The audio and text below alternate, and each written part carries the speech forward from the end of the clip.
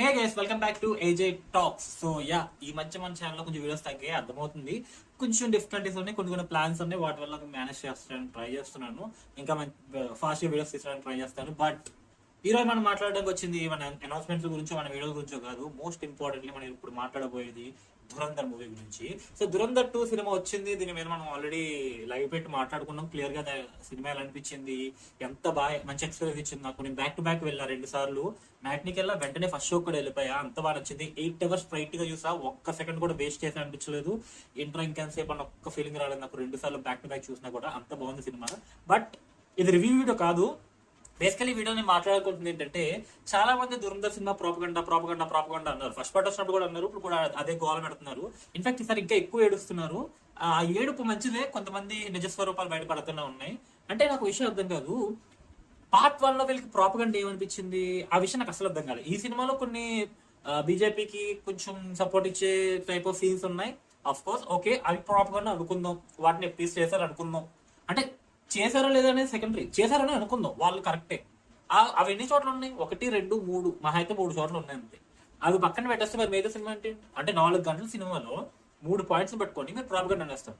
కొంతమంది ఇంటలెక్చువల్ యూట్యూబర్లు ఎలా ఉన్నారంటే, హిందీలో ధ్రువరాటే మన తెలుగులో ఒక ఆయన చెప్పాడు.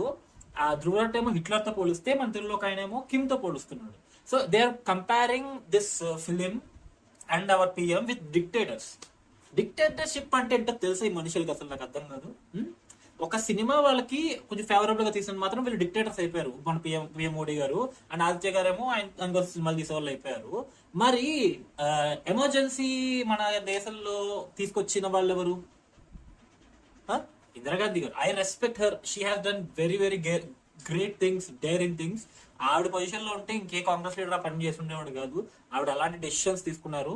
అసలు పాకిస్తాన్ 2 ముక్కలైందన్న, ఆర్ యుఎస్ కి ఆన్ ద ఫేస్ రిప్లైలు ఇవ్వడం కానీ, ఆర్ మనకి ఇప్పుడు న్యూక్లియర్ పవర్స్, ఇప్పుడు మనకి మనది న్యూక్లియర్ నేషన్ గా ఉందన్న, the decisions she has took. Away reason మనకి. సో ఇంత గ్రేట్ థింగ్ చేసిన ఆవిడే మనకి ఎమర్జెన్సీ కూడా తీసుకొచ్చారు. రియల్ డిక్టేటర్షిప్ ని ఇండియాలో చూపించారు.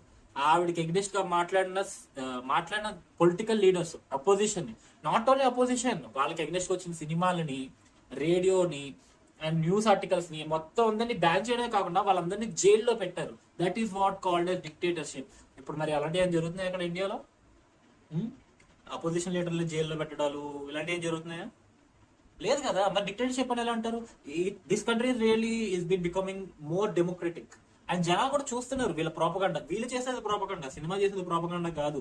ఓ ఏడుస్తున్నారబ్బా. సినిమా ఏమో కొడుతుంది, 1000 కోట్ల వైపు పరిగెడుతుంది సినిమా. రిలీజ్ వారం కాలేదు, అప్పుడు 1000 కోట్ల దగ్గరకు వచ్చేసింది సినిమా.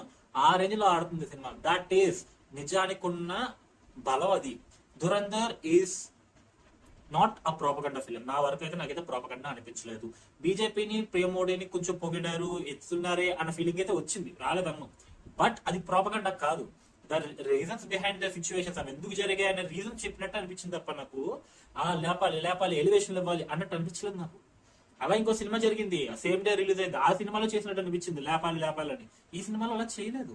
జస్ట్ దీని జరగడానికి రీజన్ ఇది అని చెప్పి. అండ్ సినిమాలో జరిగే ప్రతి ఇన్సిడెంట్ కూడా రియల్ లైఫ్ లో జరిగింది, జరగకుండా ఏది లేదు. జరిగిన వాటిని ఇన్స్పైర్ చేసుకొని డిఫరెంట్ సిచ్యువేషన్ లో, డిఫరెంట్ టైం లైన్ లో, డిఫరెంట్ వ్యక్తులు జరిగిన విషయాల్ని మొత్తం అన్ని స్టిచ్ చేసి ఒక ప్రాపర్ స్టోరీ లైన్ లో పెట్టడమే కాకుండా, ఒక్క సెకండ్ కూడా బోర్ కొట్టకుండా 4 గంటల సేపు థియేటర్ లో ఆడియన్స్ ని కూర్చోబెట్టాడు Aditya Dhar. Respect to you sir. మీరు ఎలాంటి సినిమా తీశారంటే ఇండియాలో ఉన్న పాకిస్తానీలు బయటకు వస్తున్నారు. అది మాత్రం నిజం. ఎవరెవరైతే ఈ సినిమాని ప్రాపగండా అంటున్నారో వాళ్ళందరూ పాకిస్తాన్ సింపథైజర్స్ అండ్ ఇలాజికలీ అది కరెక్ట్ కాదు. But they have behaving like that. వాళ్ళు అలాగే బిహేవ్ చేస్తున్నారు. ఇప్పుడు ఇల్లే ఈ సమ్ రివ్యూవర్స్ ఎవరైతే ఉన్నారో, పఠాన్, టైగర్ ఇలాంటి సినిమాలు వచ్చినప్పుడు what's spy movie, amazing spy movie అంటే ఇప్పుడు పాకిస్తాన్ వేసేవాడికి ఒక స్పై అని తెలిసినప్పుడు అది స్పై మూవీ ఎలా అవుద్ది? ఆడు ఏజెంట్ అవుతాడు కానీ స్పై ఎలా అవుతాడు? స్పై అంటే ఆడ ఐడెంటిటీ తెలియకూడదు కదా. బట్ వీడు మాత్రం 6 ప్యాక్లతో అడ్లు నడుచుకుంటూ వెళ్తాడు. అది కమర్షియలైజేషన్. నేను కాదు, జేమ్స్ బాండ్ కూడా అలాగే ఉంటది. ఆ ప్యాటర్న్ లో తీసుకున్నారు. అవి ప్రాబ్లం అనిపించు. ఒక స్పై వెళ్ళి ఐఎస్ఏ ఏజెంట్ తో లవ్ లో పడి పెళ్లి చేసుకోవడం is not propaganda for you. అది ప్రాపగండా కాదు. 26/11 ప్రాపగండానా? రియల్ గా ప్రాపగండా ఎవరండి చేసింది 26/11 టైంలో? కాంగ్రెస్ ఏం చేసింది 26/11 టైంలో? పాకిస్తాన్ అటాక్ చేస్తే కాదు కాదు ఇదంతా చేయించిన ఆర్ఎస్ఎస్ అని చెప్పి ప్రాపగండా స్ప్రెడ్ చేసింది Congress. And you're saying BJP ఇది ప్రాపగండా, అది కాదు ప్రాపగండా. వాళ్ళు ఒక ఫంక్షన్ చేశారు, రిబ్బన్ కటింగ్ ఫంక్షన్ చేసి బుక్ లాంచ్ చేశారు. ఆర్ఎస్ఎస్ 26/11 అటాక్ వెనకాల ఉంది అని చెప్పి. ఆ టైంలో ఒక మహానుభావుడు కసబ్ ని ప్రాణాలతో పట్టుకున్నాడు కాబట్టి, ఆయన ప్రాణాలు ఇచ్చి మరీ పట్టుకున్నాడు కాబట్టి దాని వెనక పాకిస్తాన్ తెలిసింది. అదే కసబ్ని కూడా చంపేసి ఉంటే and these people calling Dhurandhar propaganda అసలు. వావ్, మీకు కూడా ఇలాగ అనిపించిందా? జనాలు రివ్యూస్ చూసిన తర్వాత ఏమనిపించిందో కామెంట్ సెక్షన్ చెప్పండి. నాకైతే మాత్రం పెచ్చ నవ్వు వస్తుంది ఏడుపులు చూస్తుంటే. లెట్ దెమ్ క్రై, ఏడునవ్వండి కాసేపు. Okay, video next video signing off.